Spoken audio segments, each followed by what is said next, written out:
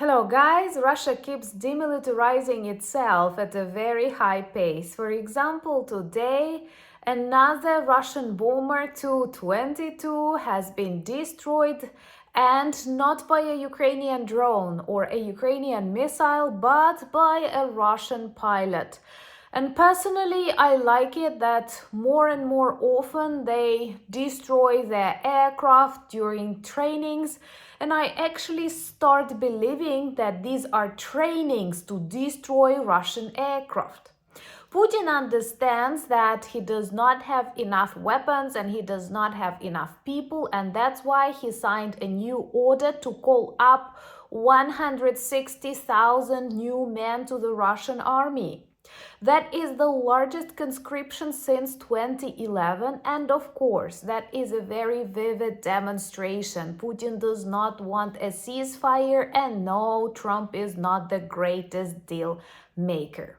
So let's discuss first this really beautiful news about another Russian evil bomber destroyed, and then how do we feel about this new conscription in Russia? Are we afraid? And most importantly, does Putin use this conscript on the front lines? My name is Anna, I'm from Ukraine, I'm in Ukraine, and if you want to see the defeat and demilitarization of Russia, actually the only working plan, subscribe, we discuss all of that on the channel. It has become a new, really good tradition of the Russian armed forces to destroy their own aircraft. It's not the first time I report about that in my videos, and I'm always happy to update you when Russian pilots destroyed Russian aircrafts. And this happened today when, during training flight in Irkutsk region, really far away from the border with Ukraine, potentially one day this beautiful territory will become independent, the Republic of Sakha. But right now it is actively used by the Russian military, and during this training flight, an aircraft collapsed, exploded, and was destroyed. And some of the crew members joined the majority of the Russian army in hell. This was Tu-22M3. They use such bombers to attack Ukrainian territory. Then we may officially say this is how karma works.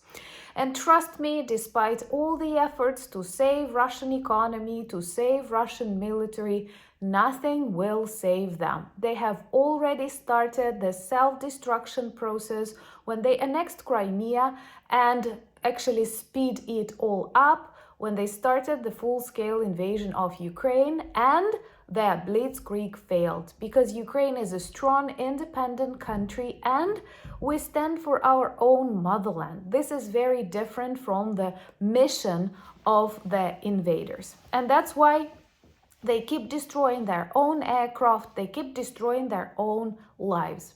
If you think about the number of soldiers that evaporated on the front lines in Ukraine, you will be terrified. I am sure that really soon it will reach 1 million Russians. That is insane, and if any other country experienced such losses, the war would be long over. But Russia is very violent, not just towards its neighbors or countries it wants to occupy, but what is more awful, I can say, it treats its own people the same way. During this Stalin's era, it's not just that Ukrainians or Georgians suffered or Moldovans, millions of Russians also.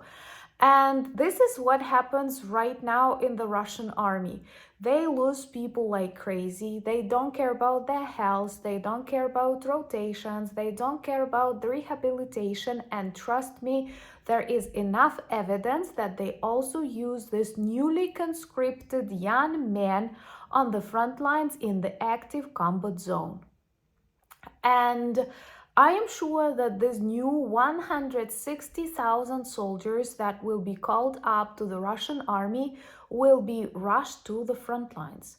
And then They will join the majority of the Russian army. You remember, they are already in hell, same as the Black Sea Fleet of the Russian Navy.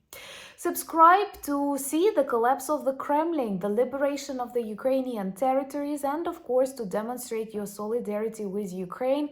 And please share these videos on your social media platforms. Please consider supporting my new channel where I share my civilian experience once a week.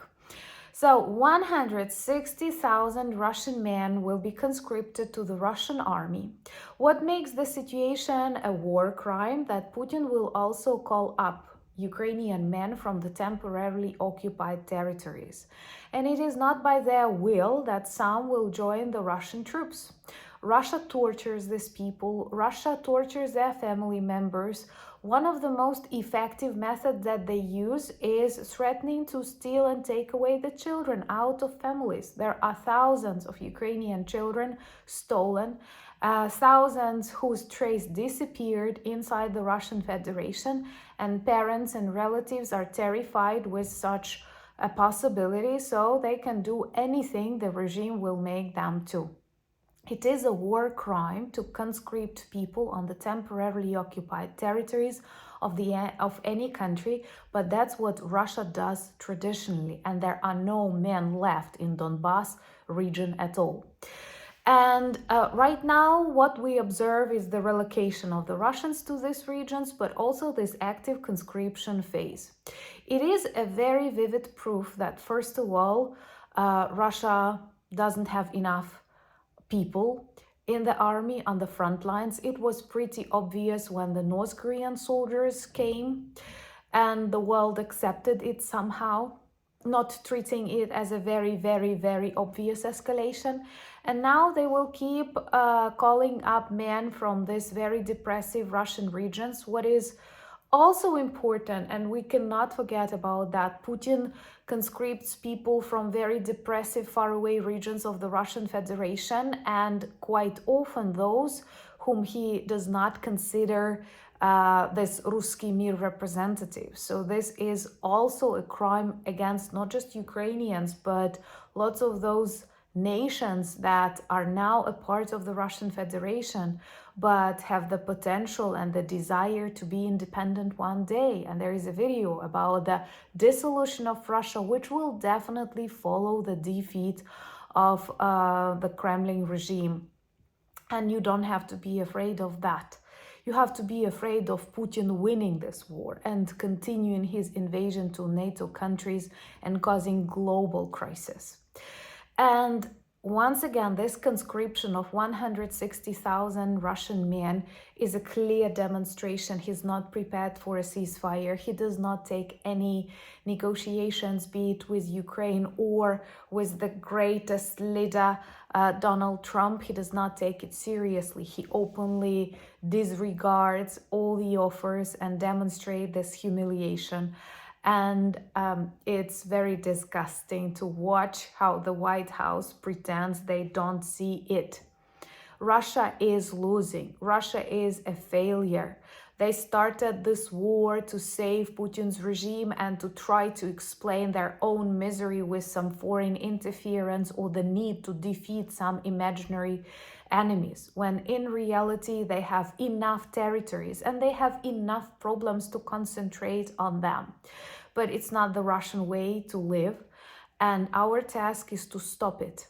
They've lost almost 1 million men. They've lost so many artillery systems. During this march, they've lost like close to 2,000.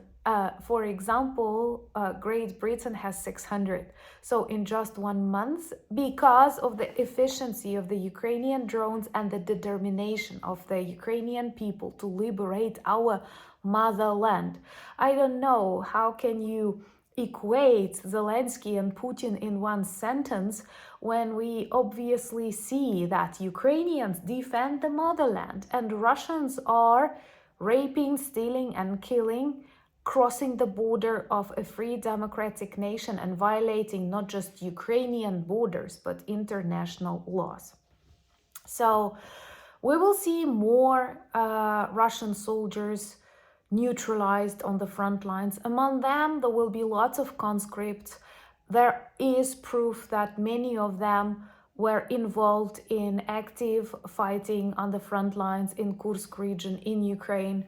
And what is also a problem that, well, it's not a problem, it's the Russian lifestyle. They are made to sign contracts, and many of the Russian army contracts right now don't even have an end date. Because in the Russian army, in the Russian society, you are not treated as a free citizen. And that's what they cannot understand about Ukraine, our resilience and our determination. But I'm sure what we witness right now is the agony of the Russian Empire. Like this video, if you share my opinions, please spread the word. That's important. Too much Russian lies around.